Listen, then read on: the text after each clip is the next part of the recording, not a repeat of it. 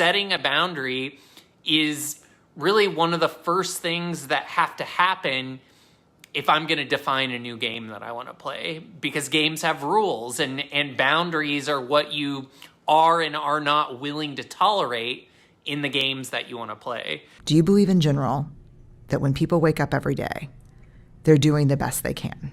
Right over half of the people say, fuck no.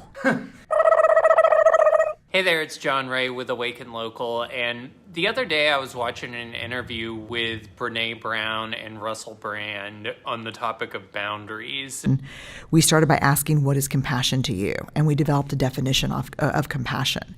And then we looked at people who lived out the operationalized definition of compassion, that saw humanity in everyone, who reached out with kindness and empathy. There was a oneness. And then we asked, okay, here are these group of people, what do they share in common? And we looked for a long time, because I think I was looking in the wrong places, but what I realized is that they were incredibly boundaried people. Brené did something that tickled me and clearly made Russell Brand laugh. She ended up dropping a couple of F-bombs. I was like, hey, I'm doing this interesting research right now. Do you think people are doing the best they can? She goes, hell no, people are so fucking lazy. And I was like... And it got me thinking about just being authentic and having to set boundaries, because historically I've had a big problem with setting boundaries. Boundaries always felt like a dirty word, something that people that are still trying to get their life together have to do. And I kind of thought, in all of my metaphysical arrogance, that I could just vibrate at this higher and higher frequency, and nasty people just wouldn't be able to enter my reality. And so if I encountered a situation where someone was projecting onto me or being rude or being demanding of me in an aggressive way, I would usually just blame myself for not being of a high enough vibration. And I just told myself, oh, you just need to do some more energy work. You need to, figure out how to work your spiritual practice better. And I just felt like if I meditated and kept doing that kind of inner work that isn't actually inner work, or it's not the deepest inner work, that somehow those people would just kind of not show up in my reality anymore. But that kind of pompous spiritual attitude kind of has been a trap for me, and it had me focusing more on spiritual practices and personal consciousness raising techniques rather than making new, better choices. And I think what I've learned over the last few years especially, and am still trying to put into practice, is that choices are what it's all about, and really boundaries are choices. Part of boundaries is choosing what you will and will not stand for. And the power of our vibration is really only unlocked when we decide to make new choices, or when we decide to make wise choices. And so I think I've wasted a lot of time over the years kind of trying to, use occult magic to vibrationally spin someone out of my life without having to confront them or do any of the uncomfortable stuff that comes with a new choice. You have to tell somebody that this isn't working for me anymore. You shall not pass! And as a people pleaser, sharing my true feelings has a lot of times felt like saying a cuss word in church. Well, isn't that special? Like, it's just a big no-no. And because I wasn't able to really share openly, or I wasn't allowing myself to share openly or transparently for, a long time, what would end up happening is I would play this game where I became a chameleon.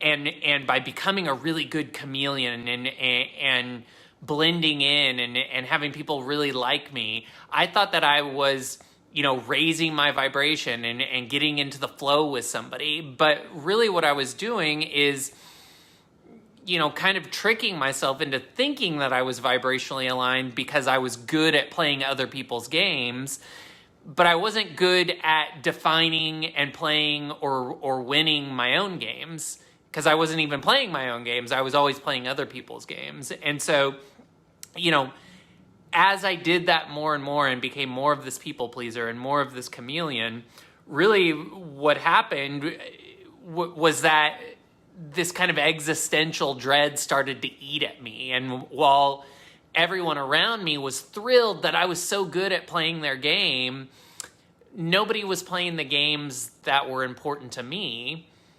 And of course, why would they be playing those games? Because I had lost the courage to say my truth or to speak out loud the game that I wanted to play. And so, kind of like a curse word, I just bit my tongue and played nice for years and years, and eventually, I couldn't take it anymore. And at that point, I would always end up doing something drastic. So I'd sell all my belongings, or I'd quit my job, or I'd break up with a girlfriend in a big dramatic scene, or I'd move into an RV and start traveling the country, or I'd declare that I'm going to write a book. And all of this was so that I could avoid the discomfort of having to confront the situation that was in front of me. Rather than confront that situation, I just went and moved to a different situation and kind of convinced myself that, I'll go and play my own game, for a little bit. But really, I never had the courage to do it, because in order to set that game up properly, I had to be truthful with other people. And as a people pleaser, and now a recovering people pleaser, being that honest in any situation where maybe somebody didn't want to hear the thing that I wanted to say, always felt deeply uncomfortable. And so, I guess within each of those situations, that discomfort was so great that it never really occurred to me that I could make a new choice, in that existing scenario. It always felt like I had to go off and do something else.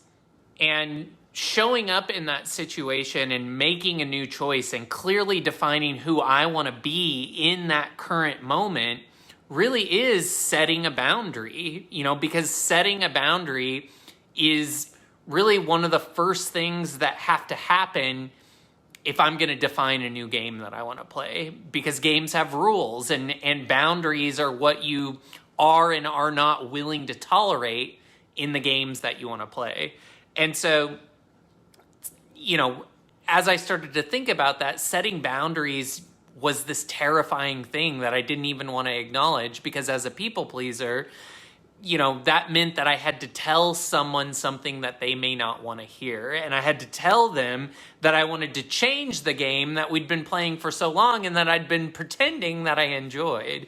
And by not living authentically for this long and not being transparent about the games that I did and did not want to play, it turned out that, I was pushing my truth aside and expressing that truth felt like a dirty word.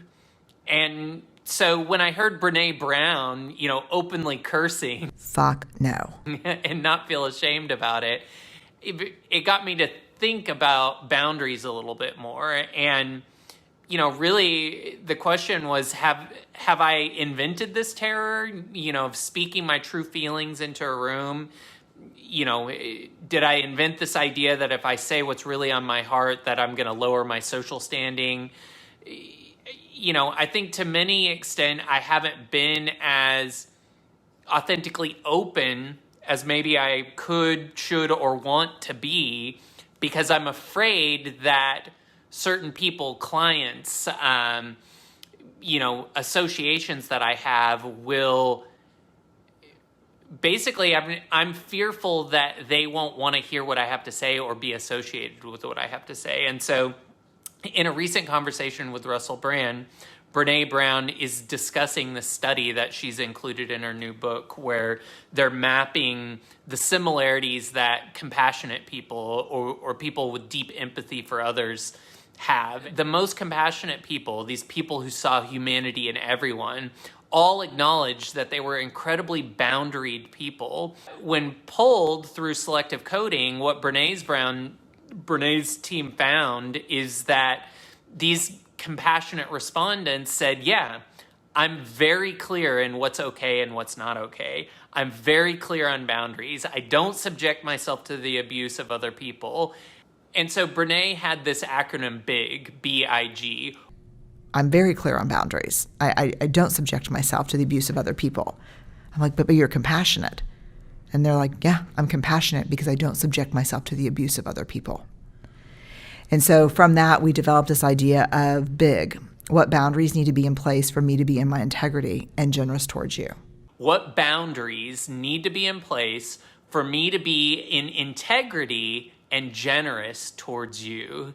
And that was a big fuck that hit me hard, because what it means is that generosity isn't about giving up my game and desire in order to become a player in somebody else's. It's really about clearly setting the stage for the game that we can play together and being clear about what those rules are. And so the way that maybe we do that is by setting those boundaries with people around us on what we will and will not tolerate. And, this struck me as being a vibrational idea. And I guess maybe I'm late to the party, but boundaries really are the thing that allow us to call in bigger and bigger games and experiences, because my sense is that reality assumes that if we're willing to let something happen, without making a new choice, that we must like the thing that we're experiencing, otherwise we choose something different. And so when we just allow things to happen, we find ourselves in this kind of endless loop. And I guess my fear of setting boundaries, which was covered with this kind of icky, arrogant, turning my nose up at anybody who was setting them regularly, that arrogance prevented me from playing bigger and bigger games, because without giving clear yeses and nos to the things showing up in my life, I really just end up in the limbo of playing other people's games. So I'm going to challenge myself to speak my feelings into the room more often. And, that includes on this channel. I want to share where I'm at and what's really important to me, and really to encourage others and you to do the same. And I really feel like there's this emerging space in reality for people to be unabashedly multidimensional and real. No niching for the algorithms, no dumbing down our messages so that we can reach a wider audience, just setting clear boundaries that say, this is the game I want to play, and if that's a game that you want to play, then let's fucking do this. So I'm John Ray with Awaken Local. Let me know if any of that resonates, and let me know what kind of games you want to play, and maybe we'll find one that we can play together. Have a good one.